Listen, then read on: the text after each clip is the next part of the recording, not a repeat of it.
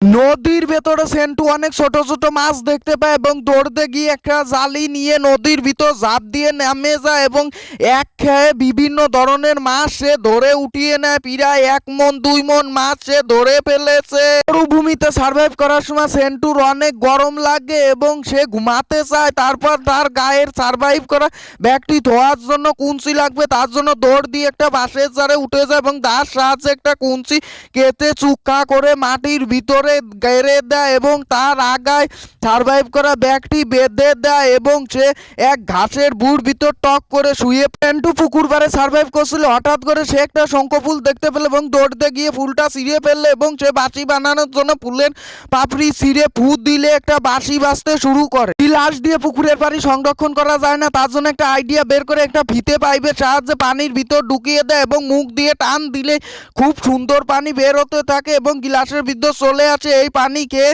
জঙ্গলে সার্ভাইভ করা যায় এবং অনেক শক্তি বাড়ে। বড়শি দিয়ে মাছ মেরে সহজেই তাড়াতাড়ি মুখে দিয়ে খেতে যাবেন না, তার জন্য মাথায় একটা আইডিয়া বের করে সেই মাছের আঁশটাগুলো কুচকুচ করে কেটে ফেলবেন এবং পরিষ্কার হয়ে গেলে সেটা সাদা হয়ে যায় এবং সেটাকে পানিতে ধুয়ে তারপর মুখের ভিতর একটা কুঞ্চি দিয়ে আগুনে ভালো করে পুড়িয়ে নেবেন এবং পুড়া হয়ে গেলে সেটিকে কালো হয়ে গেলে খেলে অনেক সুস্বাদু এবং পুষ্টি। বনের ভিতর সেন্টু একটা অ্যাকুরিয়াম দেখতে পায় এবং তার ভিতর অনেকগুলো মাছ। তারপর সে ধরার জন্য হাত দেয় এবং ধরতে পারে না, তার জন্য মাথায় একটা আইডিয়া বের করে মগের সাহায্যে সে পানিকে একটু করে ফেলে দিতে থাকে এবং পানি কমে গেলে মাছ এক জায়গায় চলে আসে এবং মগের ভিতর সব ঢেলে ফেলে এবং মগের থেকে চুয়ায় চুয়ায় পানি পড়ে যায় এবং মাছগুলো ধরে ভালুম ভালুম করে মশায় কামড়াতে থাকে। তার জন্য দৌড়তে গিয়ে একটা কয়েলের গাছ থেকে একটা কয়েল সংগ্রহ করেন এবং আগুন দিয়ে সেটাকে ধরিয়ে নেয়। তারপর সেই ধুমের সাহায্যে জঙ্গলের ভিতর সার্ভাইভ করে এবং তাকে মশায় কামড়ায় না।